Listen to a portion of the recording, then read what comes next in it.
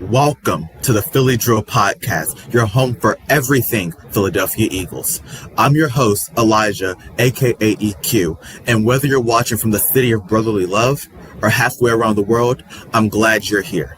Every episode, we're breaking down the biggest Eagles headlines, game analysis, roster moves, coaching decisions, and all the debates that keep Eagles fans chatting. No talking just to talk, just honest football conversation from someone who has and always will bleed midnight green. Today, we've got plenty to cover. The latest news from the football field, standout performances, and what it all means for our Eagles moving forward. So grab your popcorn, crack open a cold soda, or settle in for your commute. Follow the channel if you haven't already. Leave any comments you have below. And as always, go Birds. Let's win the drill.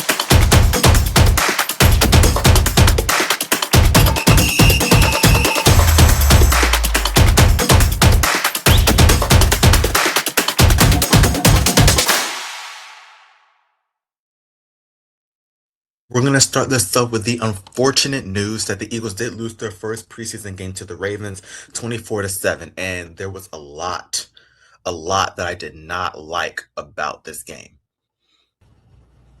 It was not a fun game to watch. I did not like the quarterback play, and there were at times where I did not like the defensive play either. But I do challenge us to not look at the score to indicate how a game went. I want to look at, number one, player performance. How do these players that are trying to make the team, that are trying to prove themselves, how do they look? And number two, the strategy. Whatever team you're rooting for, whatever team you're looking at, what is their strategy heading into that game? So for the Eagles, their strategy in this game, if you watch the game clearly, the strategy was to give nothing away. They obviously have a new offensive coordinator in Sean Mannion, and their strategy was, we're going to keep this offense as vanilla as possible. Which allows us to go into week one with no one having film on us and people having no idea what our offense looks like, which I'm fine with, and that does make sense. But at the same time, I wanted the Eagles to play the starters because it's not like our offense has played above and beyond in training camp. Yes, of course, we've had highlights. This team is very talented. You're going to get highlights out of them.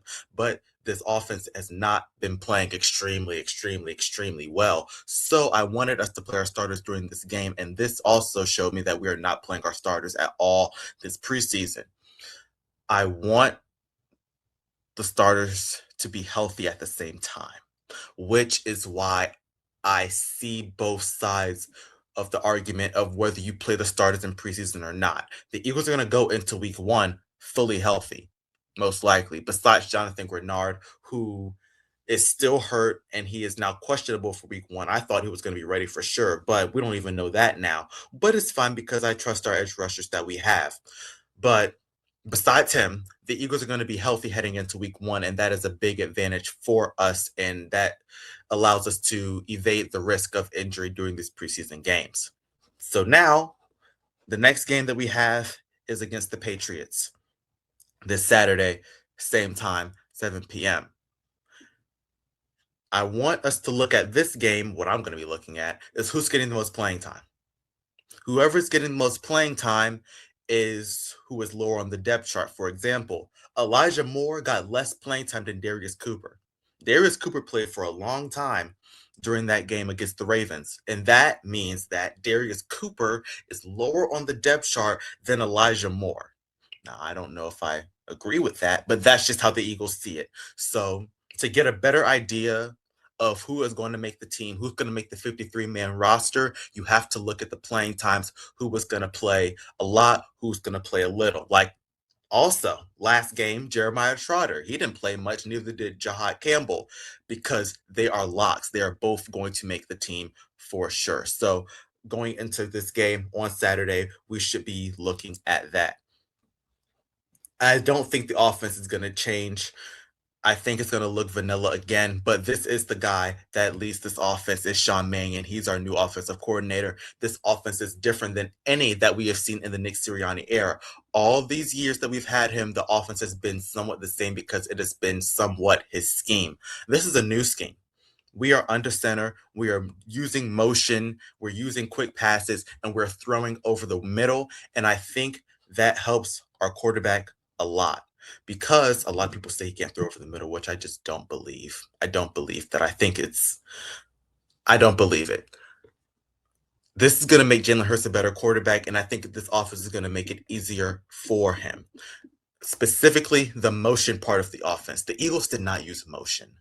That's and if you want to call Devontae Smith shuffling over 2 feet, if you want to call that motion, go ahead. But the Eagles did not use real motion. We've been doing that during training camp, so I expect to see that this season. And I think it will make it better for Jalen Hurts because he will be able to read the defense easier, which allows him to make his reads pre-snap, which allows the ball to get out faster, which means a more efficient offense. It just makes sense to me.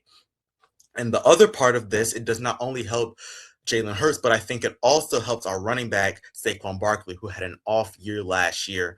Because, first of all, under center runs, I feel like are more effective because the running back gets the ball quicker and the offensive line is in position ready to block. Saquon Barkley had an off year last year. He didn't have a good season, and he had over 1,000 yards. That's just how good he is. But the point is, the offensive line for this team has been it's been good.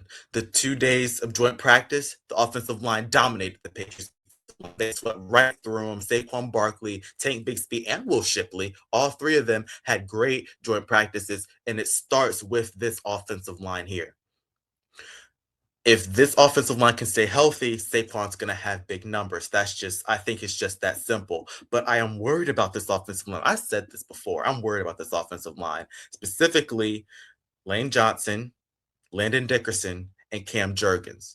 It seems like every year they are hurt for a certain amount of time, and it's just a big worry for me. I feel like if these players are not feeling 100% and they're feeling like 40% going into a game, they should not play because they're just going to get worse and worse and worse and worse. So hopefully this offensive line stays healthy. I think they are a huge key to this offense. I think offensive lines are a huge key to every offense, but specifically this offense, since I still think we are a run first team and we have such an elite running back. Let's talk about Darius Cooper again. Darius Cooper is a guy that needs to prove himself in this game coming up on Saturday versus the Patriots. He needs to prove himself.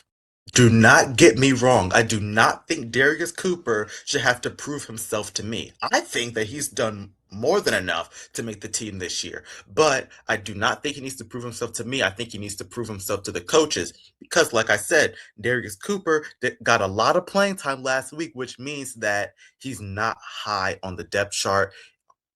I think he should make the team, but I think Darius Cooper needs to do more this week against the Patriots. I don't think he played that well versus the Ravens, and I think that bumped him down a little bit for the Eagles coaching staff. But if he can have a great game again, like he's been doing in training camp, if he can do that against this Patriots defense, I think that he can bump up in the rankings in the depth chart and can solidify that he makes the team.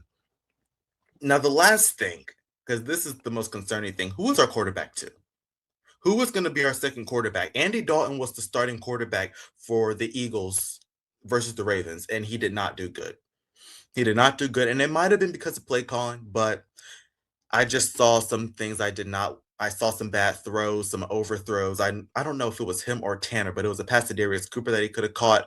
It was overthrown, and we saw the same thing out of Tanner McKee too. So I don't know who's going to start at quarterback this week. I'm assuming it's going to be Tanner because Tanner has gotten a lot of quarterback 2 reps. So I think Tanner McKee will be the starter there, but I think Andy and Tanner will get playing time. Cole Payton was the Eagles' best quarterback versus the Ravens. It was Cole Payton, the rookie quarterback. He was the one that got us that touchdown.